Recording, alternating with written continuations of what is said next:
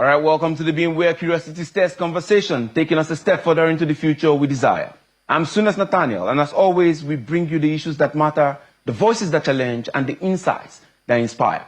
Today we have two important issues at hand. First, we will be looking at the presidential amnesty controversy, addressing the allegations against Chief Dennis Otuaro, and the second issue we'll be addressing today would be youths at the corridors of power. How inclusive has the Nigerian government been, and what needs to change?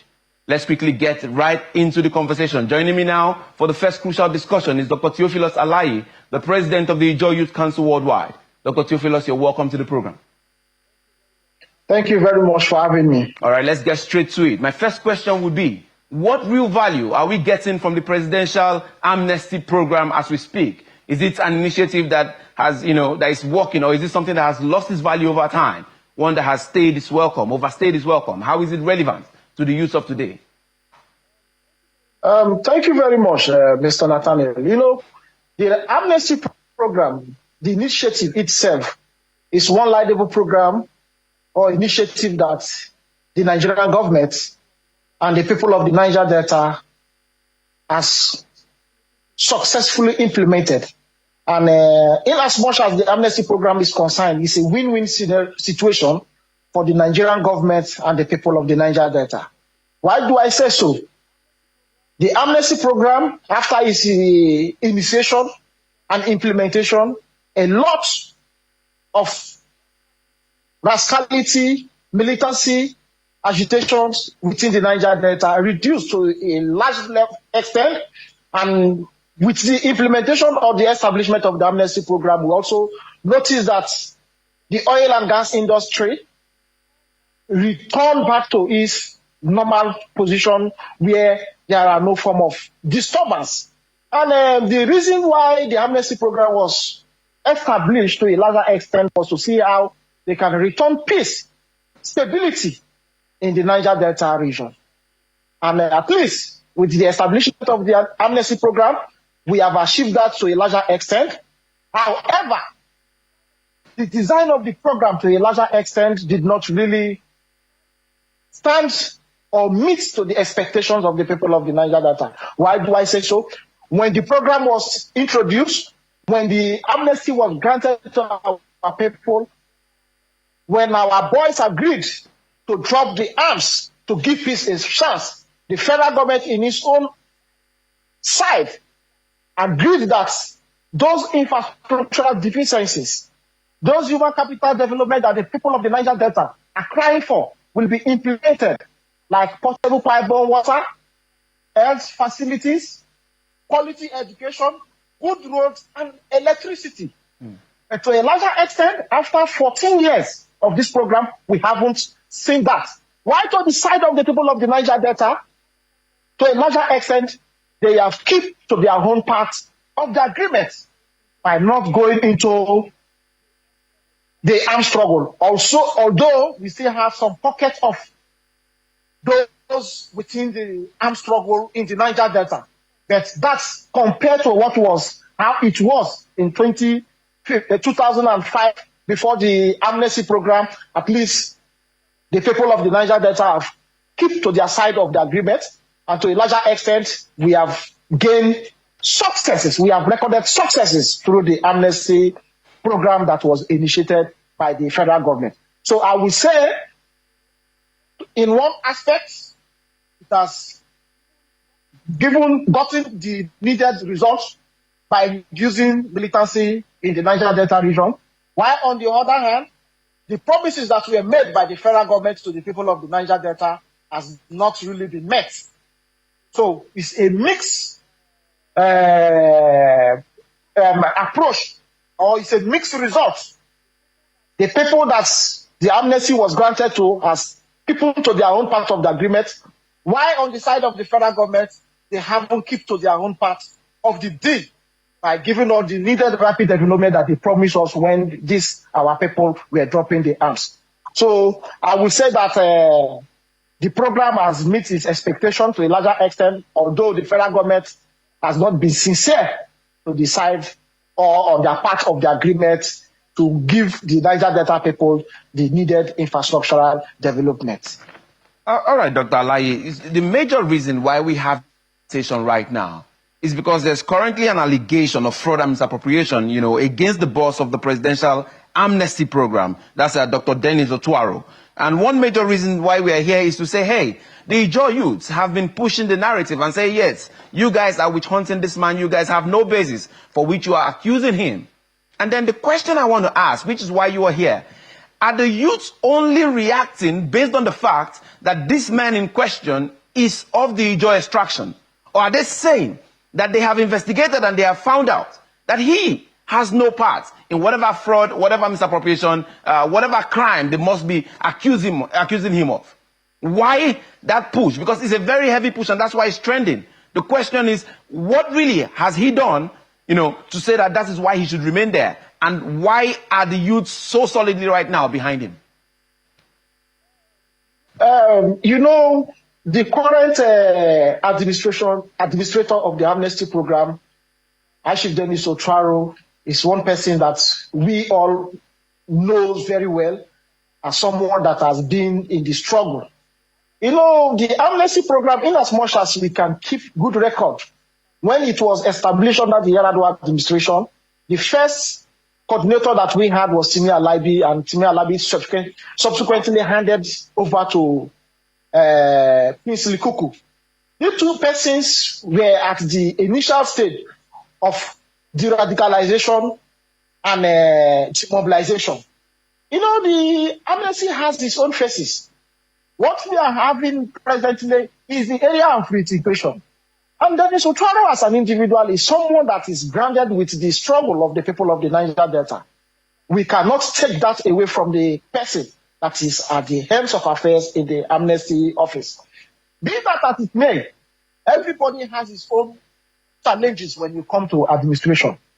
And every person also have the right to agitate. But your agitations must be genuine. This is the first time after the likes of Timi Alabi and Kingsley Kuku that we are having a substantive administration in the Amnesty office, where you can have the free will to manage the affairs of the people and how the people of the Niger Delta that has been rammed can be reintegrated back to society. And believe you me, from 2009 when the amnesty was granted to the people and the financial involvement that was given to the Amnesty office was about 65 billion naira annually. From 2009 to date, that has been still the money that has been pushed to the Amnesty office on a yearly basis, despite the fact that there are some form of inflation and all the rest. So there is no person that will come into the Amnesty office and will not face challenges. We have been calling on our people to see how they can rally around the current administrator to see how he can succeed. There is no office, no administration work that is easy. So we don't want people to be given flimsy excuses. Rather, we want people to run around the administrator to see how we can succeed as a people. There are a lot. We are now calling that there are some pockets of health struggle that is being noticed in the Niger Delta region. We are also begging on the federal government to see how they can open more windows to accommodate people in the Amnesty program, to see how they can completely de-radicalize the entire Niger Delta area in order for oil and gas activities, in order for business to boom. So people accusing and distracting the Amnesty coordinator is not to the best interest of the Ijaw ethnic nationality and the Niger Delta at large. There is no person that has come into office that will meet the demands of all and sundry. It has never happened. Some persons that you see that are agitating are not even people that have dropped their arms. They are not even captured in the Amnesty program.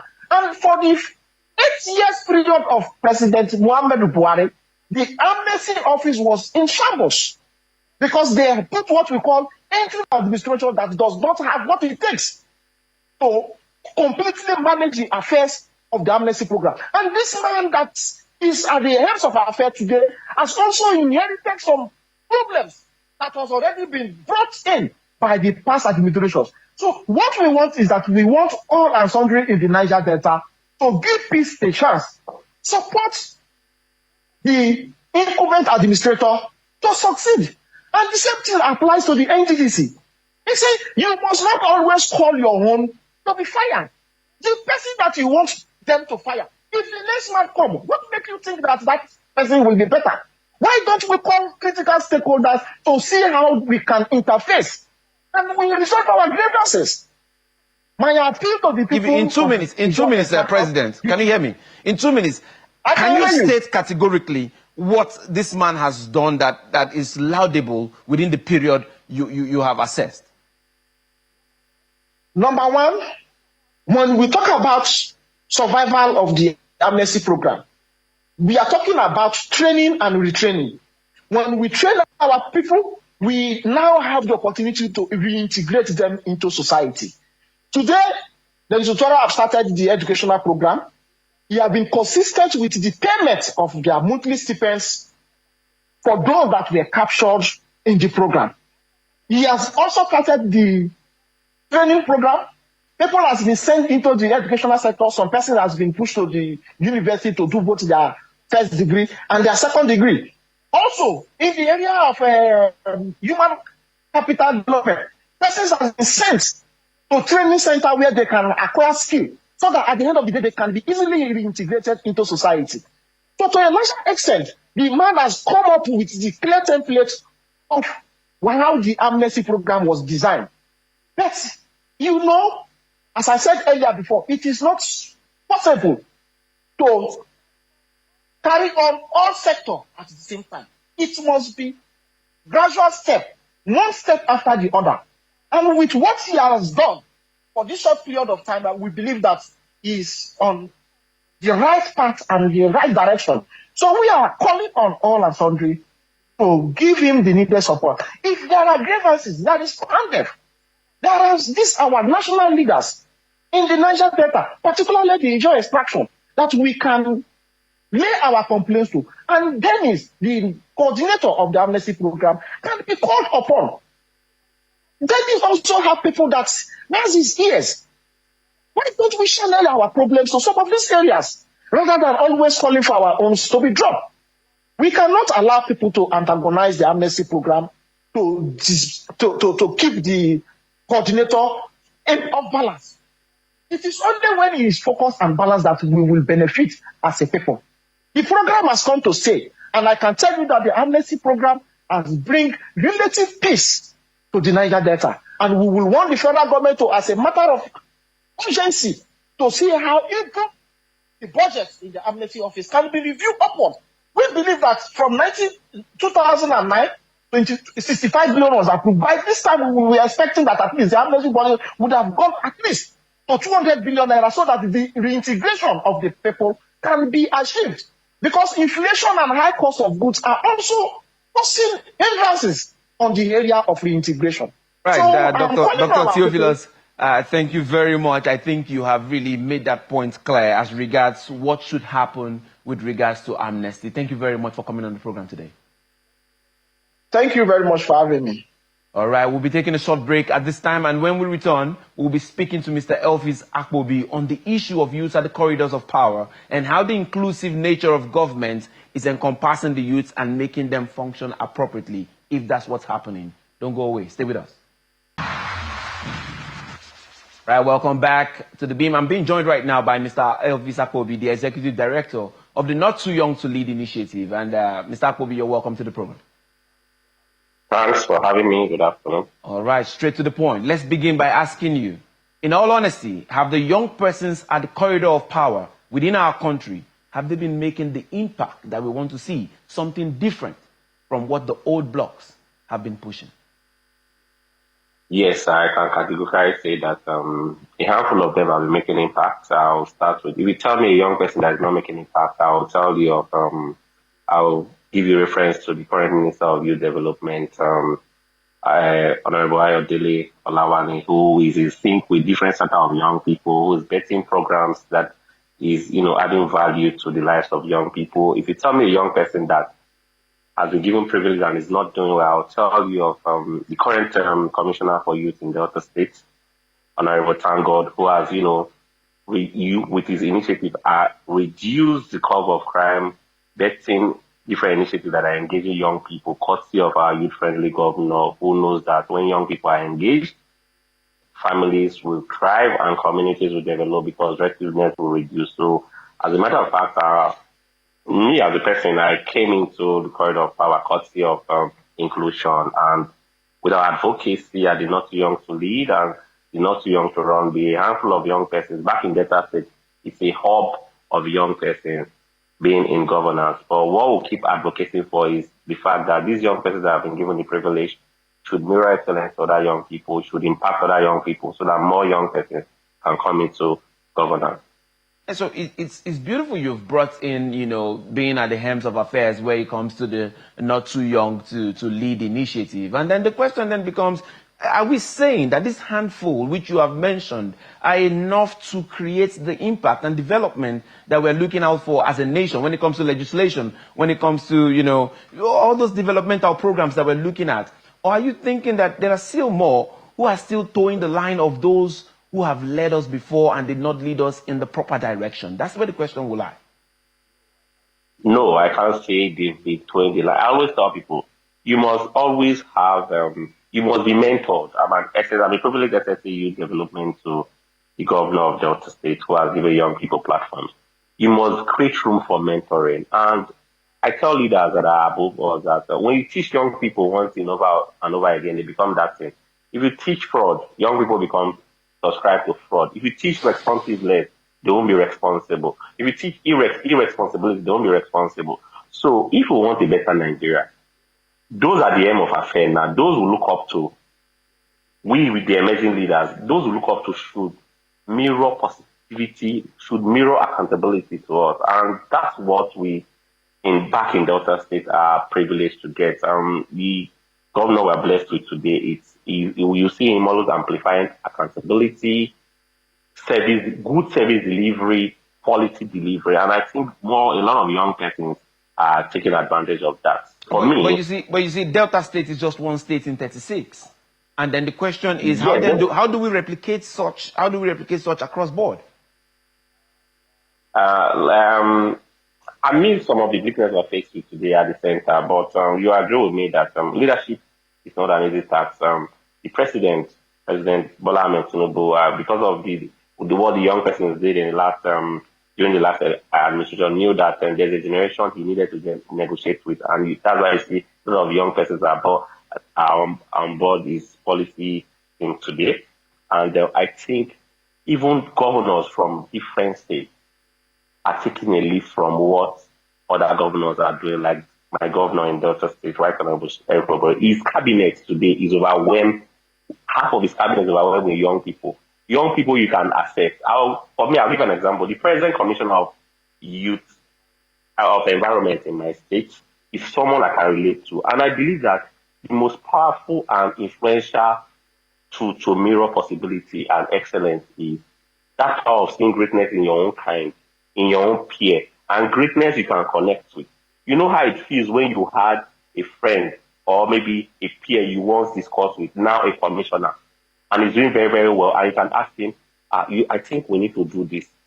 I think sometimes when I drive around and I see some things are not going too well, I'll call him, that commissioner for environment, whom I'm close to, Honorable Germany, I'll call him that, brother, we need to handle this thing. If he was someone much older, I'm not sure I'll be able to communicate. So I think that's what should happen across board. And we in Delta State were privileged to have, and I think other states are, getting towards that. Let's not forget too that the Speaker of Oyo State today, who is my bosom friend, Honorable Abiola, he is a young person. He's a two-time speaker.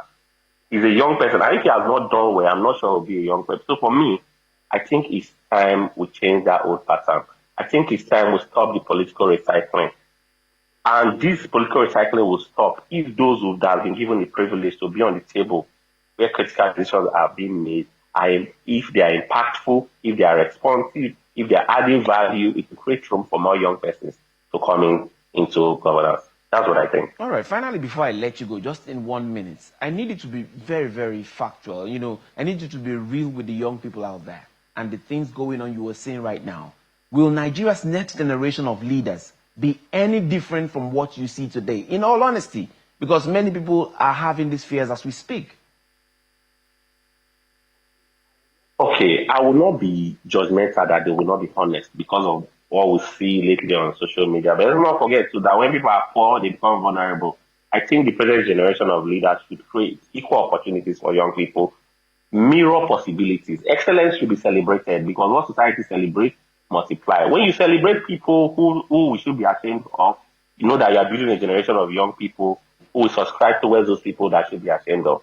I think it's time we put forward our best sense that, okay, if you go towards this path, which is right, which is excellent, we'll have a better Nigeria. So for me, I think the next generation of leaders in Nigeria, if well-groomed, well-mentored, like we are experiencing in Delta State, I think good leaders will overwhelm our country. That's what I think. All right, Mr. Akpobi, thank you very much. It's a pleasure having you on the program. Thanks for sharing your insights. Thanks for having me. All right, thank you everyone for having tuned in today. Sadly, that's the much we can take on the program at this time. But before we go, we'll be leaving you with our top 5 videos of the week. I'm Sunes Nathaniel, and until next time, remember to stay curious, stay informed, stay engaged, and keep beaming the light where it matters most. May Nigeria continue to rise and flourish. See you next time.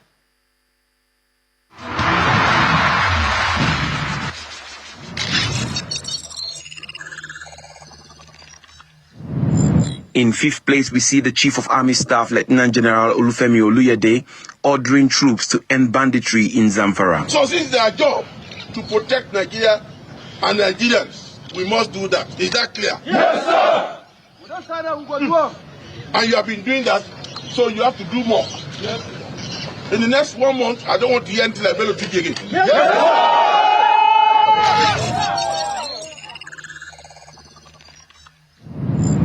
Coming forth on our list is a full video of President Tinubu and other ex-presidents grazing General Ibrahim Badamasi Babangida's book launch.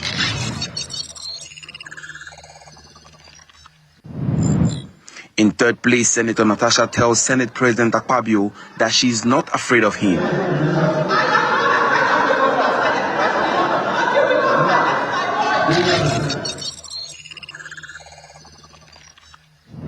In 2nd place, President Tinubu speaks on how he challenged General Babangida over his failure to make history with the presidential election in 1993. That you had an opportunity to make history that day, and you failed to do it.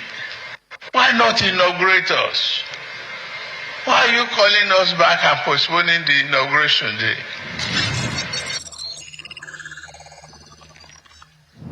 Coming first on our countdown this week is a review of General Ibrahim Babangida's autobiography by former Vice President Yemi Osibanjo. By saying that by any standards, Babangida's journey of service is an extraordinary book.